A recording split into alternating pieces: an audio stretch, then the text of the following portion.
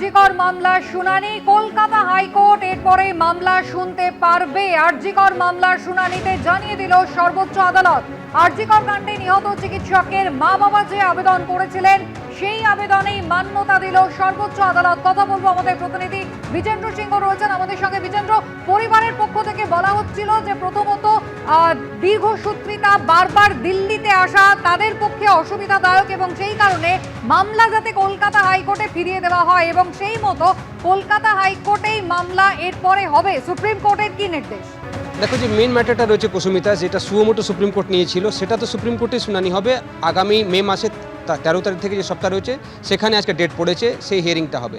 কিন্তু একটা application move করা হয়েছিল অভয়ার বাবা মায়ের তরফ থেকে, যেটা গত 29শে জানুয়ারি হিয়ারিংও হয়েছিল, যেখানে বাবা মায়ের তরফ থেকে কিছু প্রশ্ন তোলা হয়েছিল, যেভাবে তদন্ত হচ্ছে সেটা নিয়ে, যেভাবে ট্রায়াল চলছে সেটা নিয়ে, প্রমাণ নষ্ট করা হয়েছে সেটা নিয়ে তারা কিছু প্রশ্ন তুলেছিলেন এবং অনেকেই ব্যক্তি এখানে হয়তো তদন্তের আওতায় আসছেন না এই ধরনের তারা আশঙ্কা প্রকাশ করেছিলেন তাদের যে অ্যাপ্লিকেশন ছিল সেটার মধ্যে।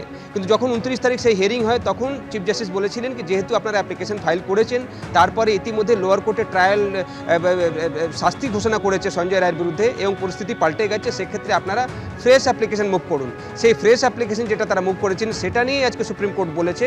এবং তবে এটা মনে রাখতে হবে যে সেই অ্যাপ্লিকেশন মুভ করেছিলেন তারা 31শে জানুয়ারি। তারপরে আরও একটা ইভেন্ট হয়েছে, সেটা হলো কি অভয়ার বাবা মা দিল্লি এসেছিলেন এবং তারা সিবিআইয়ের যে ডিরেক্টর রয়েছেন সিবিআই সদর দপ্তরে তার সঙ্গে দেখা করেছিলেন। তারা একটা মেমোরেন্ডাম তাকে দিয়েছিলেন তাদের দাবিগুলো কী রয়েছে। কেন কি সুপ্রিম কোর্টে বারবার এই প্রশ্ন উঠছিল যখন হিয়ারিং চলছিল, এর আগের দিনগুলোতে আমরা দেখেছি সুপ্রিম কোর্ট নির্দেশ দিয়েছিল সিবিআইকে কি বাবা মায়ের সঙ্গে তারা যোগাযোগ রাখবেন, তাদের যা বক্তব্যগুলো রয়েছে, তাদের যে অভিযোগগুলো রয়েছে সেটাও যেন তাদের তদন্তের আওতায় আসে, সেটা সুপ্রিম কোর্ট নির্দেশ দিয়েছিল সিবিআইকে। বাবা মা মনে করছিলেন কি যেভাবে সিবিআই তদন্ত করছে সেটাতে অনেক লোককে আওতায় আনা যাচ্ছে না, প্রমাণ নষ্ট করেছে তাদেরকে তদন্ত করা হচ্ছে না এবং যেভাবে ট্রায়াল চলেছিল সেটা নিয়েও তাদের প্রশ্ন ছিল। কিন্তু চিফ জাস্টিস সেদিন বলেছিলেন যে যেহেতু ট্রায়াল কোর্ট ইতিমধ্যেই একটা জাজমেন্ট দিয়েছে এবং সেক্ষেত্রে তাদেরকে ফ্রেশ অ্যাপ্লিকেশন ফাইল করা হোক।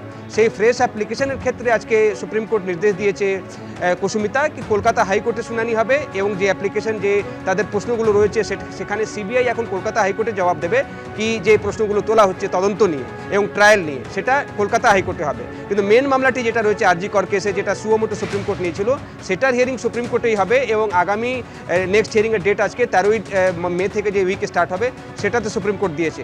এর আগের হিয়ারিংতেও আমি দেখেছিলাম কুসুমিতা কি এই প্রসঙ্গটা উঠেছিল কি ম্যাটারটাকে কি কলকাতা হাইকোর্টেই পাঠানো হোক, যেহেতু সুপ্রিম কোর্টে হিয়ারিং চলছিল তাই কলকাতা হাইকোর্ট সেটাকে শুনছিল না।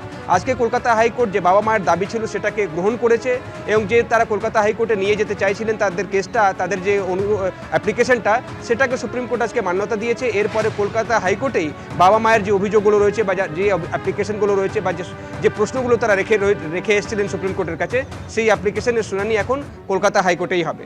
একেবারে বিজেন্দ্র, তুমি আমাদের সঙ্গে থাকো।